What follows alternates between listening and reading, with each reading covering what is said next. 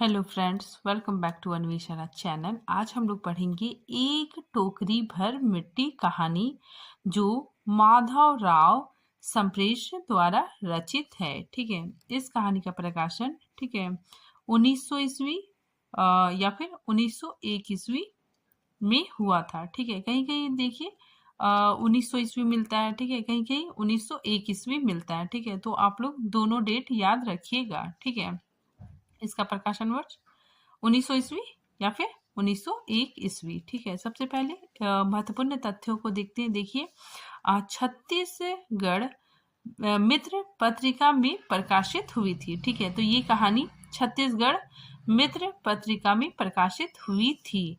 यह एक बहुत ही छोटी और कर्तव्य श्रेष्ठ कहानी है। यह कहानी आज के यथार्थ से जुड़ी हुई है। ठीक है, यह कहानी वर्ग भेद पर आधारित है। इसमें एक गरीब के शोषण का चित्रण है। ठीक है, तो इस कहानी में वर्ग भेद दिखाया गया है। ठीक है, साथ ही इसमें गरीब के शोषण का भी चित्रण है।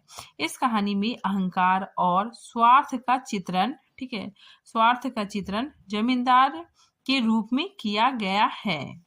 एक गरीब मजदूर महिला, ठीक है, एक गरीब मजदूर महिला द्वारा जमींदार का हृदय परिवर्तन होना इस कहानी में दिखाया गया है। ठीक है, अगर हम इस कहानी के विषय वस्तु को देखते हैं तो देखिए, इस कहानी में जमींदार द्वारा अपने महल के अहाते के लिए, ठीक है, मतलब अपने महल को और बढ़ाने के लिए, ठीक है, एक बूढ़ी विधवा की झोपड़ी हटाने और आंख खुलने के पश्चात वापस करने की छोटी सी आदर्शवादी कहानी है। ठीक है, जब हम लोग इस कहानी को पढ़ेंगे, ठीक है, तो हम लोग को अच्छे से समझ में आएगा। ठीक है, तो देखिए इसके महत्वपूर्ण पात्रों को देखते हैं। ठीक है, तो देखिए इसमें कौन कौन पात्र है। जमींदार, गरीब अनाथ विधवा, ठीक है, 5 वर्ष की पोती और जमींदार का वकील। ठीक है, तो ये इस कहानी के महत्वपूर्ण पात्र हैं।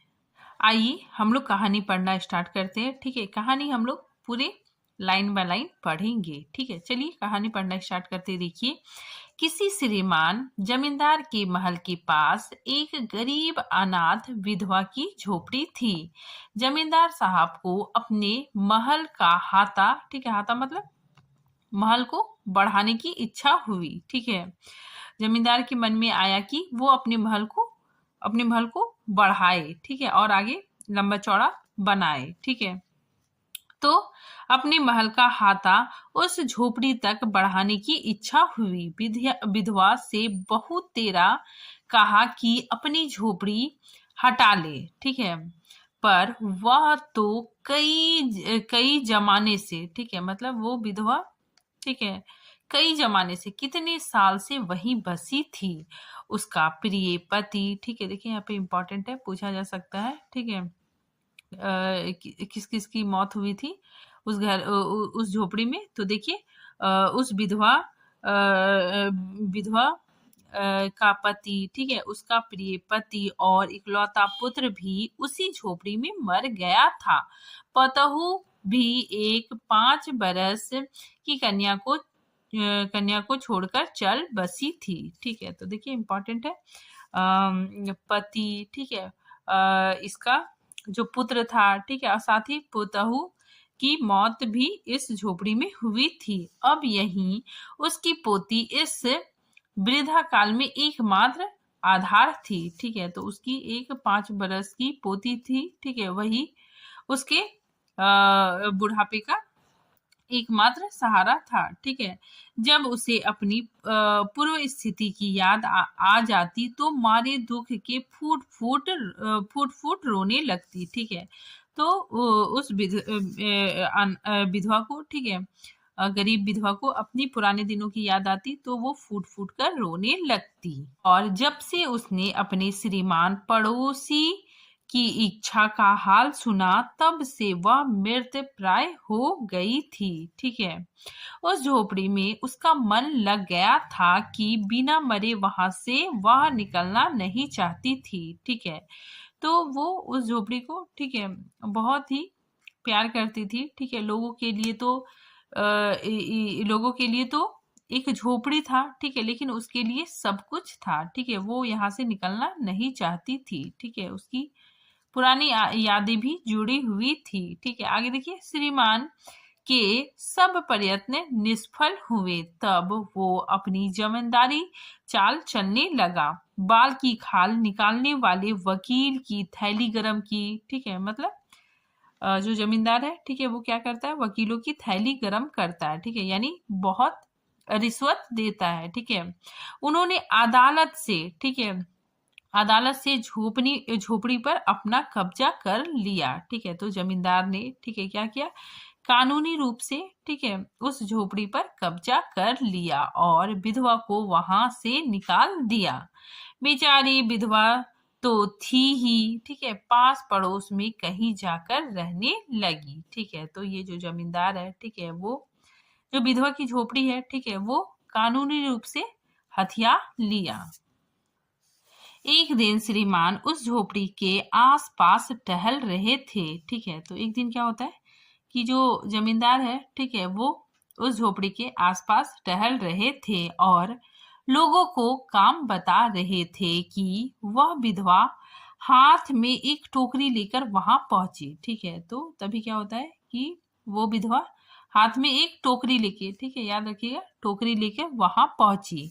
श्रीमान ने उसको देखते ही अपने नौकरों से कहा कि उसे यहाँ से हटा दे, ठीक है। तो वो जमींदार है, ठीक है, वो कहता है, ठीक है, जब वो उस विधवा को देखता है तो बोलता है, अपने नौकर लोग को बोलता है कि इसको हटाओ हटाओ, ठीक है। पर वह गिड़गिड़ाकर बोली, ठीक है, वो विधवा, ठीक है, गरीब विधवा बोलती है, गिड़गिड़ाकर बोली, महाराज अब तो यह झोपड़ी तुम्हारी ही हो गई, मैं उसे लेने नहीं आई हूँ। महाराज क्षमा करे, तो एक विनती है, ठीक है। तो ये बोलती है कि मैं ये झोपड़ी लेने नहीं आई हूँ, ठीक है, ये तो आपका ही हो गया, ठीक है, और मैं एक विनती करती हूँ, ठीक है, एक प्रार्थना करती हूँ।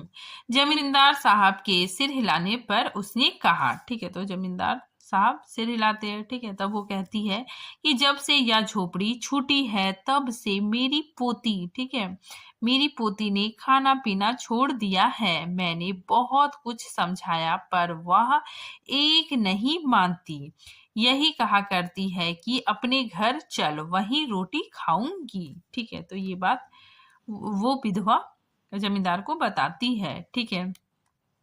अब मैंने यह सोचा, ठीक है, फिर वो गरीब विधवा औरत है, ठीक है, वो कहती है कि अब मैंने यह सोचा कि इस झोपड़ी में से एक टोकरी भर मिट्टी लेकर उसी का चूल्हा बनाकर, ठीक है, रोटी पकाऊंगी। इससे भरोसा है कि वह रोटी खाने लगेगी, ठीक है। महाराज कृपया करके आज्ञा दीजिए तो इस टोकरी में मिट्टी ले आऊं, ठीक है। तो ये सारी बात वो बताती है, ठीक है।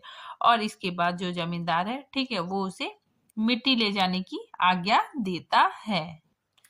विधवा झोपड़ी के भीतर गई, ठीक है। वहां जाते ही उसे पुरानी बातों का स्मरण हुआ और उसकी आंखों से आंसू की धारा बहने लगी, ठीक है। तो वो विधवा, ठीक है, झोपड़ी के भीतर जाती है, ठीक है, और उसे अपनी पुरानी यादें सब याद आने लगती है, ठीक है, और उसकी आंखों में आंसू बहने लगते हैं, ठीक है। अपने आंतरिक दुख को किसी तरह संभाल कर उसने अपनी टोकरी मिट्टी से भर ली और हाथ से उठाकर बाहर ले आई, ठीक है। तो वो टोकरी में मिट्टी भरकर, ठीक है, हाथ से उठाकर बाहर ले आई, फिर हाथ जोड़कर श्रीमान से प्रार्थना करने लगी, ठीक है। तो वो जमींदार से, ठीक है, हाथ जोड़कर प्रार्थना करने लगी कि महाराज कृपया करके इस टोकरी को जरा हाथ लगाइए, जिससे कि मैं उसे अपने सिर पर धर लूं, ठीक है।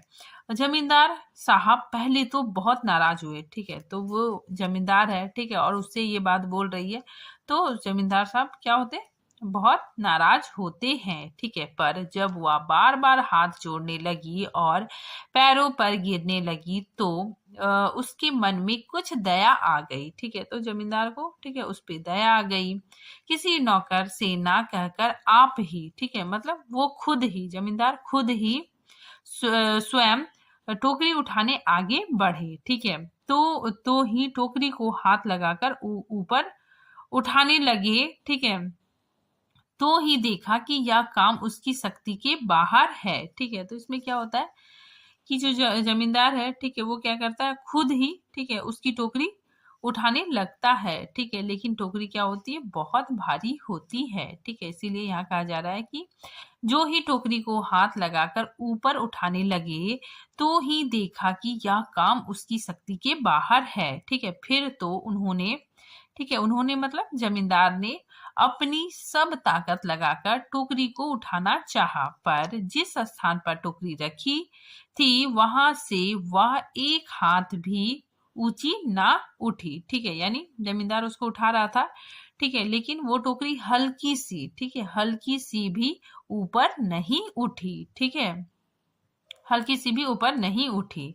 वह लज्जित होकर कहने लगा, नहीं, यह टोकरी हमसे ना उठाई जाएगी, ठीक है। इंपॉर्टेंट है, ये कथन किसका है, तो जमींदार का, ठीक है।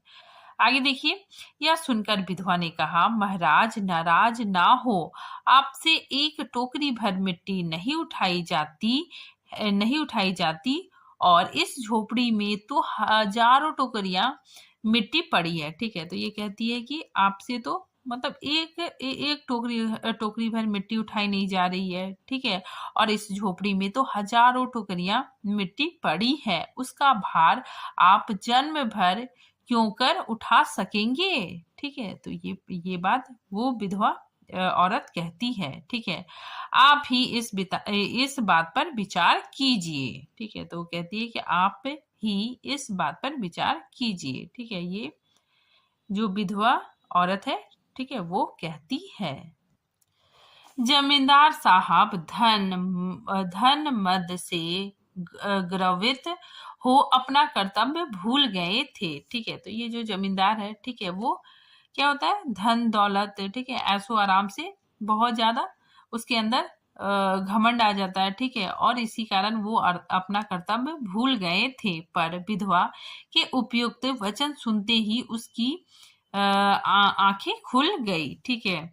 कृत्यक्रम का पश्चाताप कर उन्होंने विधवा से क्षमा मांगी और उसकी झोपड़ी वापस दे दी, ठीक है। तो यहाँ पे क्या होता है कि जमींदार को अपनी गलती का एहसास होता है, ठीक है, और वह विधवा की झोपड़ी वापस दे देता है, ठीक है, साथ ही विधवा से माफी भी मांगता है, ठीक है। और इसी के साथ ये कहानी समाप्त होती है, ठीक है। देखिए ये जो कथन है, ठीक है, इंपॉर्टेंट है। देखिए, संवेदना के क्षण की अभिव्यक्ति की दृष्टि से हिंदी की पहली कहानी के रूप में मान्यता देते हुए इसकी भाषा को ठेठ देसी हिंदी भाषा बताया है, ठीक है। तो ये कथन किसका है, तो गोपाल राय का, ठीक है।